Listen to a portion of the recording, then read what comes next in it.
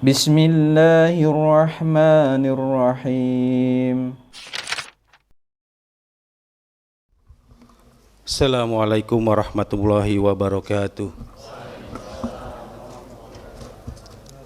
Alhamdulillahirrahmanirrahim. Salatu wassalamu ala asrafil anbiya wal mursalin Sayyidina Muhammadin wa ala alihi wa sahbi ajmain, amma ba'd. Rabbi israh li sadri wa yassir li amri wahlul uqdatam min lisani yafqahu qauli. Jamaah salat Isya yang dirahmati Allah Subhanahu wa taala, yang insyaallah akan dilanjutkan dengan salat tarawih berjamaah. Mudah-mudahan salat kita, puasa kita diterima oleh Allah Subhanahu wa taala. Amin ya rabbal alamin. Salawat dan salam semoga tercurah kepada baginda Nabi Muhammad sallallahu alaihi wasallam, kepada keluarganya, para sahabat, dan kita selaku umatnya dalam keadaan istiqomah menjalankan ajaran sunnah-sunnah beliau sampai akhir zaman.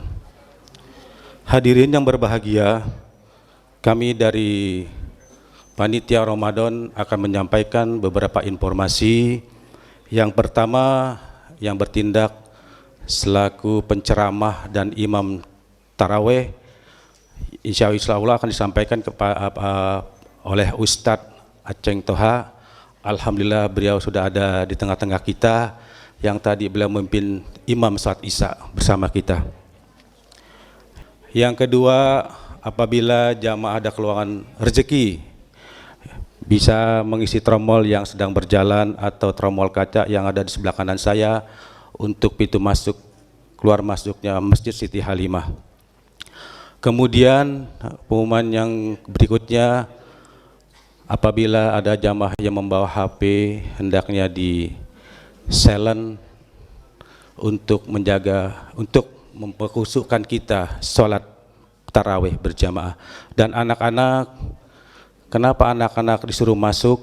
Insya Allah Ustadz nanti tahu saya akan ngasih kuis, dan kuisnya ada hadiahnya, makanya belajar ya. Insya Allah pertanyaannya tentang sekitar bulan puasa. Ini Bapak kasih kisi-kisi, umpamanya contoh Lebaran tanggal berapa? Contoh tanggal 1 Syawal, yang itulah salah satu contoh kisi-kisinya, umpamanya nanti. Insya Allah anak-anak bisa jawab semua. Amin. Kemudian informasi yang terakhir saya akan umumkan mengenai TPA, Taman Pendidikan Al-Quran Masjid Siti Halimah, akan membuka bagi bapak-bapak, ibu-ibu yang punya anak atau cucu yang belum mendaftarkan, bisa mendaftarkan TPA kepada kami, yang insya Allah akan dibuka pada hari Senin tanggal 16 Mei. Waktunya yaitu ba'da sholat asar sekitar pukul 3:30 sampai pukul 5 sore. Adapun materinya yaitu belajar TPA itu mulai dari hari Senin sampai hari Kamis. Senin dengan materi pelajarannya yaitu pertama akidah akhlak, kedua Iqra. Kemudian hari Selasa praktek sholat, yang kedua Iqra. Hari Rabu sirah Nabi, kemudian Iqra. Hari Kamis menulis bahasa Arab, kemudian Iqra. Itulah materi yang diajarkan selama ini sedang berjalan di TPA kami. Adapun setiap 3 bulan sekali dan menjelang 4 bulan akan dikasih buku, namanya buku evaluasi santri TPA Taman Pendidikan Al-Quran Masjid Siti Halimah, berbentuk ini Pak Bu. Nanti jadi anak-anak ini, anak-anak kita sejauh mana belajar di sini gitu loh, sudah sampai mana Iqra-nya, tulisannya, sirahnya, dan lain sebagainya. Mudah-mudahan anak kita menjadi anak yang soleh dan solehah, yang selalu dapat perlindungan dari Allah Subhanahu wa taala. Demikianlah pengumuman yang kami sampaikan. Mohon maaf lahir batin. Wabillahi taufiq wal hidayah. Wassalamualaikum warahmatullahi wabarakatuh. Bismillahirrahmanirrahim. Assalamualaikum warahmatullahi wabarakatuh. Alhamdulillahirabbil alamin wassalatu wassalamu ala asyrafil anbiya wal mursalin wa ala alihi wa ashabihi ajmain, amma ba'd. Bapak Ibu serta anak-anak dan cucu-cucu ya. Ya cucu saya udah segede-gede gini. Kita awali dengan memanjatkan puji dan syukur kehadirat Allah Subhanahu wa taala. Alhamdulillah di malam hari ini di -2 ya. Nah, 2 hari lagi insya Allah kita akan ketemu dengan Idul Fitri. Ya, Idul Fitri itu hak bagi orang yang berpuasa. Kalau Lebaran orang yang tak puasa pun ikut Lebaran boleh. Ya. Saya juga punya jadwal ini 1 kali dalam berapa tahun Pak Yasin. Baru ketemu hari ini. Padahal lewat tapi tiap hari sini Pak ya. Dilewatin aja gitu kan. Tega banget ya karena pandemi juga kita. Baik, kita akan ingin menyinggung masalah ini, masalah masjid ya. Kita ini tidak secara agama, secara syariat tak perlu ragu dimanapun kita melaksanakan Jumatan, di sini, di lapangan bola, di mana terserah. Karena Nabi pun bersabda, ju'ilat liyal ardu masjidan wa tahura. Dijadikan bagiku bumi sebagai masjid, tempat sujud atau tempat sholat, wa tahura, dan alat untuk bersuci. Jadi emang udah segede gini udah alhamdulillah. Ya kan gitu. Kok masalah jumlah, Nabi pernah khutbah di awal-awal disyariatkannya sholat Jumat, tiba-tiba ada kafilah dagang bubar dari masjid menyambut kafilah dagang. Sisanya berapa? Katanya cuma 12 orang doang. Bubar Jumatan? Enggak, berarti sah kan gitu kan. Itu gak usah diributan masalah itu. Yang penting jamaahnya ada, tempatnya ada. Karena begini, penamaan itu juga di kita yang namanya penamaan itu ada musola. Sementara dalam syariat musola itu apa sih? Nah, yang sering disebut di bulan Ramadan adalah ketika membayar zakat fitrah. Faman adaha qabla shalah atau qabla khurujin nasi ilal musola, kata Nabi begitu kan, sebelum orang keluar ke musola. Apa musola? Tempat diadakannya sholat id di lapangan terbuka, itu namanya musola.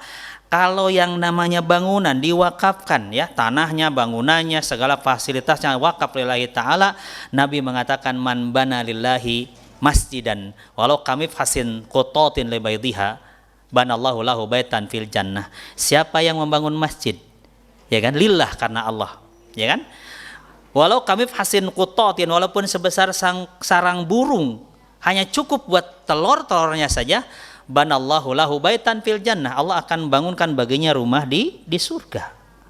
Jadi apalagi segede begini ya. Kita di ini satu sub berapa? Biasa 15. 1 2 3 4 5 6, ada 10 sub. 9 10 bisa ya? 10 kali 15 150 orang. Kalau di depan juga bisa pakai untuk orang sholat kan gitu. Tapi intinya udah pasti sah secara hukum tempat ini dipakai untuk Jumatan. Lagi pula ke depan, ini ada W3 juga kan? Ke depan Al-Muhajirin jauh, ke belakang Taman Firdaus jauh kan, tidak bersaut-sautan suara. Ke sebelah sono Al-Awal, ke sono Nurul Islam kan gitu. Insya Allah tidak ada masalah. Karena saya pernah membantu tapi tidak berhasil salah satu masjid, namanya musola asalnya Al-Ittihad masjid sekarang, tapi nggak diizinkan sama lurah sama apa gitu kan, padahal dengan masjid yang lain beda RT beda RW. Kasihan juga tuh jamaah. Saya bilang udah sholatnya di depan aja, di depan masjid tuh ada lapangan badminton, pakai aja tuh sholat Jumatan di situ. Musolanya atau masjidnya biarin aja nggak apa-apa. Apa dilarang? Ya enggak lah, dimanapun sholat gitu kan. Tapi ini belum terjadi sekarang. Ketemu dengan pengurusnya, gimana? Jadi nggak Jumatan itu dilaksanakan? Udah berapa kali, tapi ada surat untuk tidak dilaksanakan Jumatan di masjid tersebut. Saya bilang ya Allah, tega banget orang pengen jadi situ. Ya itu terjadi di negeri Muslim. Yang lebih mengerikan lagi, Bapak tadi bilang TPA. Ya kan banyak, atau sekarang kan muncul statement dari ya itu Menteri Agama atau ngurusin agama apaan. Karena PAUD yang berlindung di Kemenag izinnya tidak akan turun lagi. Bayangkan orang mau bikin PAUD di emperan atau di pavilion rumahnya, ya kan? Kantor RW bikin PAUD, izinnya berhenti, tidak akan keluar. Yang lebih mengerikan dan tidak nyaman didengarnya, memprihatinkan, izin rumah tahfidz pun tidak akan keluar lagi. Allahu Akbar. Kan luar biasa kan gitu. Kok aneh ya kan? Naudzubillah. Baik ya. Madrasah mau dibubarkan ya? Allahu Akbar. Padahal yang jadi menteri juga banyak yang produk madrasah gitu kan, yang muslim gitu kan, tapi udah lupa pada kacangnya ya, apa kulitnya. Kacang lupa pada kulit kan gitu. Baik, sebenarnya ceramah saya pada malam hari ini sebenarnya pengen berbagi lagi nih. Kemampuan tanpa kemauan itu membuat kita sengsara berkepanjangan. Maksudnya apa ya? Kita dikasih kemampuan dari awal lahir, kita punya kemampuan. Kata Allah, wallahu akhrajakum min butuni ummahatikum la ta'lamuna syai'a. Allah itu melahirkan kalian, kita semua dari rahim ibunda kita, tidak tahu apa-apa. Wa ja'ala lakumus sam'a wal absara wal afidah la'allakum tashkurun. Allah jadikan pendengaran, Allah jadikan penglihatan, dan juga jadikan hati agar kalian bersyukur. Jadi itu modal awal. Kita punya kemampuan mendengar, kemampuan melihat, kemampuan berpikir. Tuh adik-adik siap ya. Nah, ceramah Bapak ada 3 pemberian Allah pertama di saat kita lahir. Ada pendengaran, ada penglihatan, dan hati ya. Oke, nanti catatnya, pertanyaan ada. Hadiahnya nanti udah siapin. Kayaknya harus kelihatan duitnya kan, anak-anak tawadu. Tahu warna duit biasanya tuh. Tawadu kan? Tapi di sini banyak-banyak bapak-bapak yang tawadu, tak bawa duit.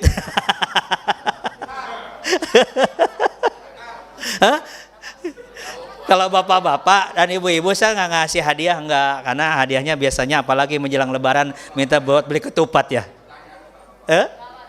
Ya, pertanyaan pertama tadi, apa pemberian Allah yang pertama yang disebutkan dalam ayat tadi ketika kita lahir? Ayo angkat tangan yang 3, yuk dek. Berdiri dek. Pakai ini nih. Oh ada wireless. Oke. Ayo. Seru nih. Ini barang langka nih, Ustadz langka begini ya.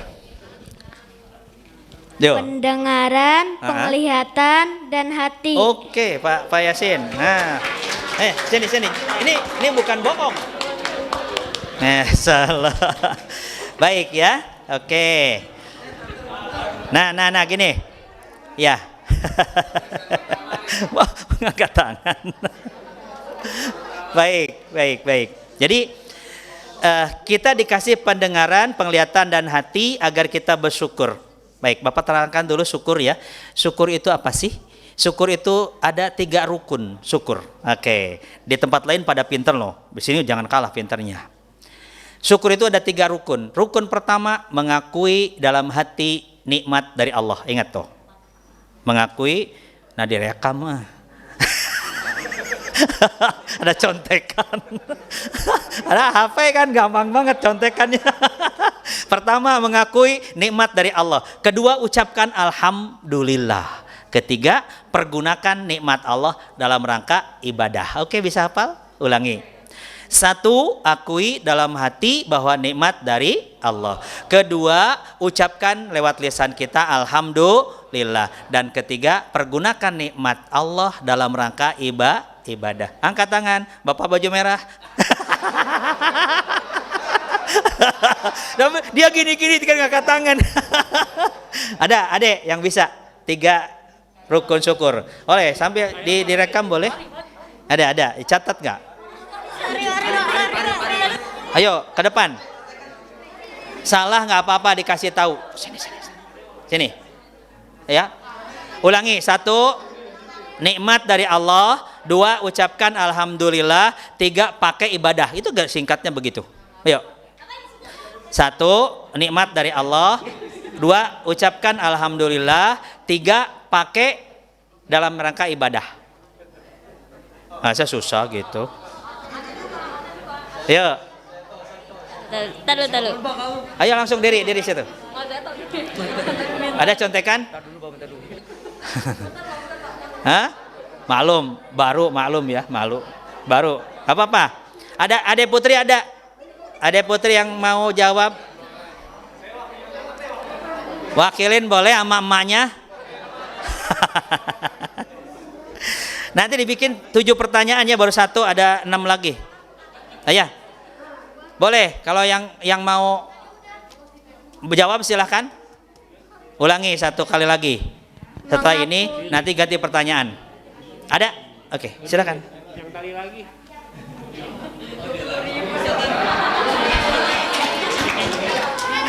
Pertama, mengakui nikmat dari Allah. Ya. Kedua, mengucapkan alhamdulillah. Ketiganya lupa. Nah, udah, hadiah lupa nggak apa-apa. Udah, ini maaf, ini bukan tes CPNS. Ya jadi nggak usah ketat-ketat banget, enggak biasa ini. Nah, yang lupanya itu adalah pakai dalam rangka ibadah nikmat dari Allah. Baik, ya.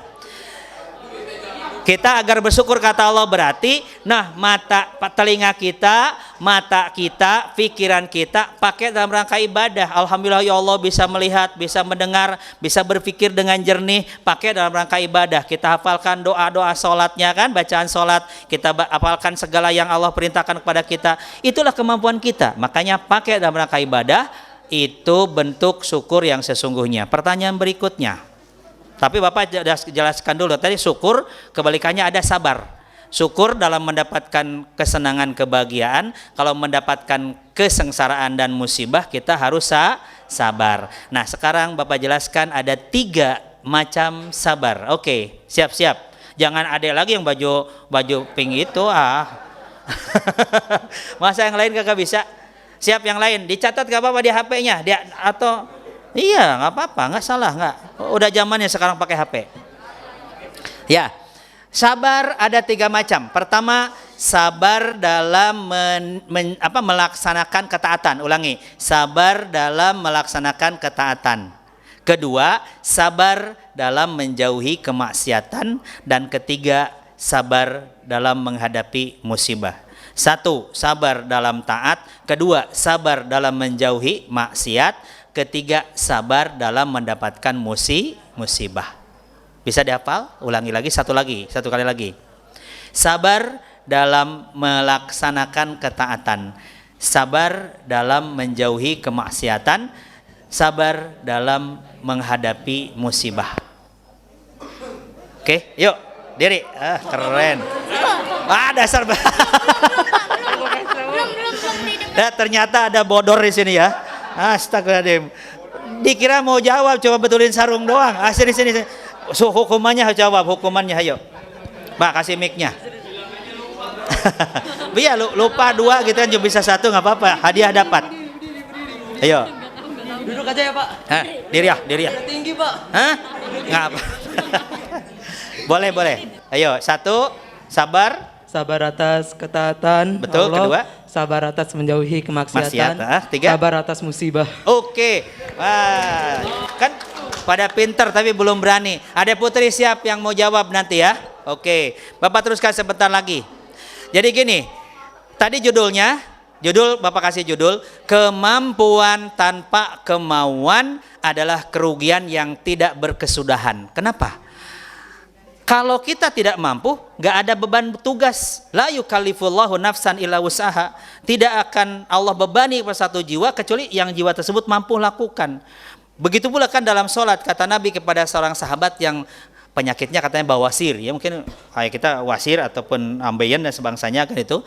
Kata Nabi, sholli qa'iman, sholatlah sambil berdiri, fa illam tastati faqa'idan, kalau tidak sanggup berdiri maka sholatlah sambil duduk, fa illam tastati fa'ala janbin, kalau tidak sanggup sambil duduk maka sholatlah sambil berbaring.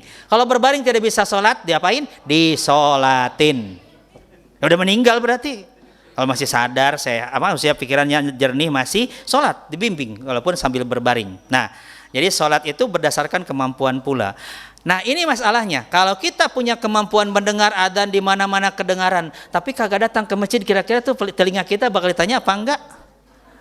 Kan? Nah, wala taqfu ma laisa laka bil ilmun, ya kan? Jangan kau ikuti apa yang kau tidak punya ilmunya. Inna sam'a wal basara wal fuada kullu ulaika kana anhu mas'ula. Karena pendengaran, penglihatan dan hati semuanya akan ditanya. Nah, itu kan berat. Makanya kita awali kemampuan tanpa kemauan bahaya banget. Ya kan? Nah, kenapa itu perlu kita perhatikan dan jangan sampai kita lengah, karena di akhir nanti kita tidak perlu lama-lama. Ada pertanyaan berapa nih? 4 lagi ya. Yang 2 pertanyaan terakhir 20 ribuan harganya. Ya. Terakhir saya sampaikan sebuah hadis, makanya hati-hati kita. Karena ternyata kita oleh Allah diberikan kemampuan dasar tadi, pendengaran, penglihatan dan hati, tapi nanti Allah akan tanyakan semua yang kita terima di dunia ini, summalatus aluna yauma idzin anin naim. Kemudian sungguh kalian yang nanti akan ditanya tentang nikmat-nikmat yang telah Allah berikan kepada kita semua. Nabi bersabda, la tazulu qadama abdin, tidak bergeser gitu kan, 2 kaki hamba nanti pada yaumul mahsyar. Ya, tidak akan bergeser dulu, ya kan? Hatta yus'ala an arba, sampai ditanya tentang 4 macam. Oke, nanti 4 macam ini kalau pinter bisa jawab hadiahnya 20. Pertama, an umrihi fima afnah. Ingat, umur itu pemberian Allah. Kita kan gak pernah nyewa kan? Terus, Pak mau kemana? Mau beli umur kagak ada, mau beli pulsa bener.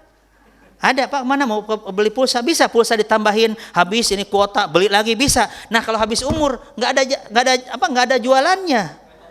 Tapi sayang, itu akan ditanya umur kita. Yang pertama umur. Dipakai apa itu umur sampai habis? Tadi saya ngobrol sama bapak sebelah, kan ketemu dari dulu di MUI. Ternyata bapak ada 76 tahun. Kita sampai apa enggak?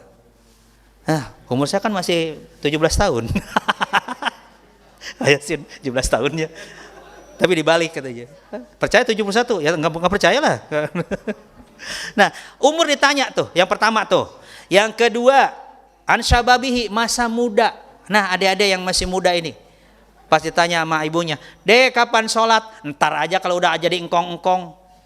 Lah pertanyaannya, adik bisa jadi engkong-engkong? Belum tentu lah, banyak yang 12 tahun meninggal, 13 kecemplung sumur. yang 15 tahun kesambar kereta. Ya Allah ya Rabbana. Jadi enggak ada jaminan kita masuk ke usia 70 tahun, 80 atau 60 ke atas, enggak ada jaminan.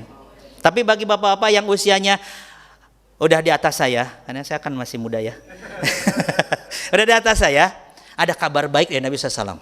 Beliau mengatakan, khairun nas, bukan anfa'uhum linnas, ada hadis sahih juga. Khairun nas man tola umruhu wa hasuna amaluhu. Ingat tuh, sebaik-baik manusia yang umurnya panjang dan amalnya baik. Maka bapak-bapak ahli musola, ahli masjid, ahli ibadah itu luar biasa. Ngapain lagi? Masa bapak 70 tahun mau main gapleh mulu?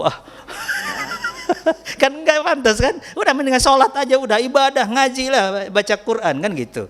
Nah, jadi masa muda pun akan ditanya. Dan selamat ataupun bahagia bagi anak-anak muda ya. Tadi mungkin kalau ikut kegiatan TPA di sini ada kabar baik dari Nabi SAW. Di antara 7 golongan yang akan dapat naungan nanti di hari akhirat, syabun nasya'a fi ibadatillah, pemuda yang tumbuh dalam rangka ibadah kepada Allah Subhanahu wa taala. Bahagia kalau belajar Al-Qur'an, tadi belajar bagus banget Quran hadis, ada Iqra, ada belajar menulis Arab gitu kan. Segala macam itu kemampuan itu luar biasa. Ini indah banget noh. Belajar begitu, belajar ini sayang nih udah ini sempurna saya lihat nih. Iya kan? Kaligrafi di mimbar ini bagus banget gitu kan. Ini juga sama bagus. Tapi bisa baca apa kagak itu pertanyaan.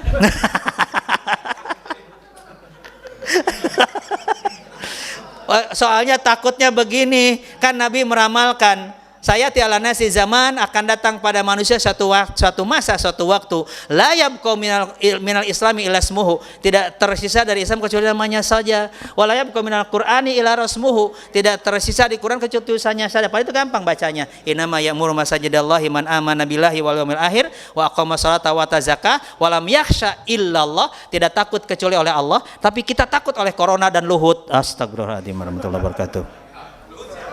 Tahu Luhut? Lumut. Takut kita sampai ngeri-ngeri nyoy waktu tarawehan bulan ini, bener.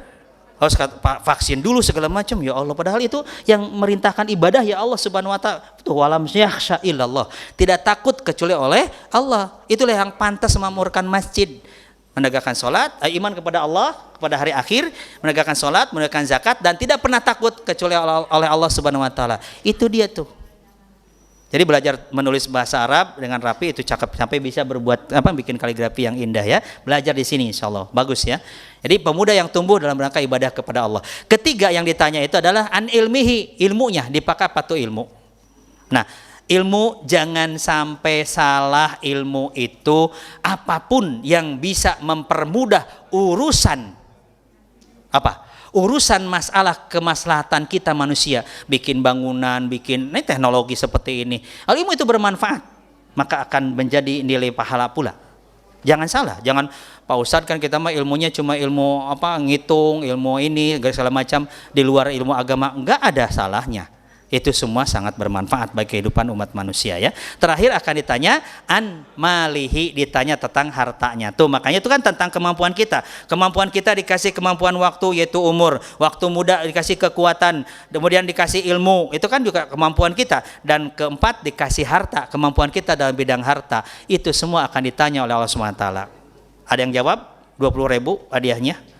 Nah, akan ditanya itu Ade Putri. Pak, mic-nya Pak di belakang Pak. Ada Putri tuh, asik, ada juga di belakang. Nah, tuh gitu. Oke, silakan deh. Kita sampai subuh ya kan? Sampai takbiran. Baik. Ya deh, silakan. 1. Umur, masa 2. muda, ilmunya, harta. Kedua apa? Masa muda, Ketiga harta sama ilmunya. Alama ilmu. 20 kasih Pak. Alhamdulillah. Seru. Baik ya. Jadi itu hadis tadilah yang menggambarkan bahwa kemampuan kita apabila tidak diiringi dengan kemampuan, semuanya akan ditanya oleh Allah Subhanahu wa taala. Saya ini untuk nyindir saya sendiri. Kalau jamaah merasa tersindir sih alhamdulillah, berarti kan memperhatikan. Maksudnya begini. Ketika sholat Jumat tadi ya, Jumatan ya kita ya, penuh pamanya masjid kita. Pas asar penuh apa enggak? Nah itu dia tuh masalahnya. Terus apakah pas asar jadi budeg kagak dengar adzan? Saya kira enggak, asalnya enggak budeg ya kan? Oh tiduran boleh. Tapi kalau tidur enggak dosa loh, benar. Jamin tidur enggak dosa. Kalam pun diangkat. Tapi masalahnya bener nggak tercatat kalau tidur dosanya, tapi bangun tidur jadi dosa lagi gitu. Jadi begini, kalau kita masih bisa mendengar adzan berkumandang, bisa melihat jalan menuju ke masjid tapi nggak datang, itu jangan salah, pendengaran kita akan ditanya, penglihatan kita pun akan ditanya. Kan ngeri itu kalau kita punya alasan. Pasti tanya, kenapa kamu nggak ke masjid? Lagi bengek Pak, ya Allah ya. Kan lagi flu gak boleh ke masjid dong, ya kan? Orang sehat mah silahkan. Syariat mengatakan diizinkan dalam syariat orang tidak Jumatan kalau sakit. Sakitnya Nabi nggak memperinci. Apakah sakit jantung apa enggak? Badan anget aja terasa tidak nyaman, nggak usah ke masjid. Itu kan udah jelas kan? Jadi nggak usah pakai masker macam-macam. Kenapa? Karena dalam syariat pokoknya kalau merasa tidak nyaman, ada penurunan kesehatan, jangan ke masjid. Dosa enggak, oleh Allah akan ditetap pahalanya, akan dicatat. Buktinya Nabi bersabda, kalau kita biasa berjamaah tiap waktu datang, termasuk apalagi Jumatan ya, jangan Pak Ustadz juga ahli jamaah. Kapan? Jumat sekali ya, atau setahun 2 kali, Idul Fitri, Idul Adha, itu bukan ahli jamaah. Ahli jamaah itu maghrib datang, isya datang, subuh datang, asar, duhur juga datang. Kalau sakit atau bepergian, ini hadisnya sahih, Nabi bersabda, idza maridul abdu aw safara, kalau hamba itu sakit di rumah sakit berbaring atau bepergian, mungkin sedang pulang kampung seperti sekarang ya, kutiba lahu makana sahihan muqiman, akan dicatat pahalanya sebagaimana dia sahih sehat karena suka datang ke masjid, dan mukim ada di kampungnya, ada di RW 3 ini atau di jalan apa kita? Belimbing ya, atau jalan Pepaya. Pokoknya itu pahalanya akan tetap ada sekalipun dia sakit di rumah, sekalipun dia bepergian. Itu hadis Nabi karena biasa sholat berjamaah. Makanya ada yang lucu ya pertanyaannya, bapak-bapak, Pak Ustadz tinggal assalamualaikum pengen kentut gimana? Ya kentut aja. Pahalanya gimana jamaah? Jangankan udah ngikut 4 rakaat batal pas menjelang salam, tidak ikut juga kalau memang kita biasa ahli jamaah, sakit ataupun bepergian, kata Nabi tercatat pahalanya. Itu kan keren banget. Makanya jangan kendor semangat kita untuk berjamaah tuh. Jangan. Ya kan? Jangan kendor. Allahu Akbar nih telinganya dengar. Ditanya nanti sama Allah. Lafaz Allah dikumandangkan kita nggak pernah datang ataupun nggak nyambut dengan segera. Kan gitu. Makanya kemampuan mendengar dan segala kemampuan yang Allah berikan kepada kita, tapi tidak ada kemauan untuk meningkatkan kembali ibadah kita, itu kerugian yang akan berkepanjangan dan tidak ada ujungnya. Ngeri banget tuh ya. Pertanyaan berikutnya. Ya. Yang gampang ya, ada 3 lagi pertanyaan. Yang gampang, ini harganya 10.000 deh. Siapa yang bisa menyebutkan 5 nama bulan Hijriah? 5 aja, jangan 12, yang 5 aja 5. 5. Yang ingat gak usah berurutan, yang ingat. Ada dari Ade Putri. Sini Putri, pinter. Sini. Ade Putri tuh. Mau? Ayo. Nggak apa-apa, ayo. Ngacak nggak apa-apa. Yang penting 5 nama bulan Islam. Ngacak nggak apa-apa. Salah satunya Ramadan, boleh disebut. Tinggal 4 lagi tuh. Ya? Ada? Nih. Ini ada yang biru nih, yang dijatoskan nih. Iya. Ya nggak apa-apa, nyontek dari HP tulis. Ya. Ngacak nggak apa-apa.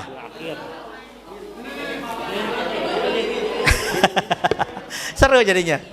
Ayo boleh. Bulan apa aja, ngacak apa terserah. Yang penting bulan Islam. Ayo 1.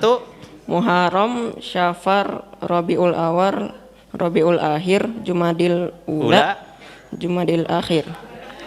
Nah udah sok ke situ. Sisanya siapa yang menyebutin?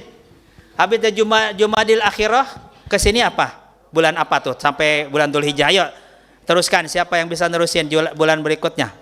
Ya Pak. Hah? Oke, siapa? Rajab, Sya'ban. Bulan sekarang?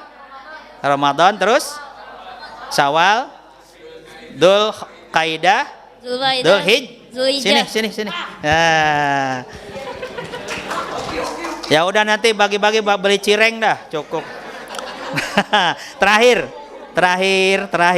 Pertanyaannya 20.000. Asik tuh. Pertanyaannya gini.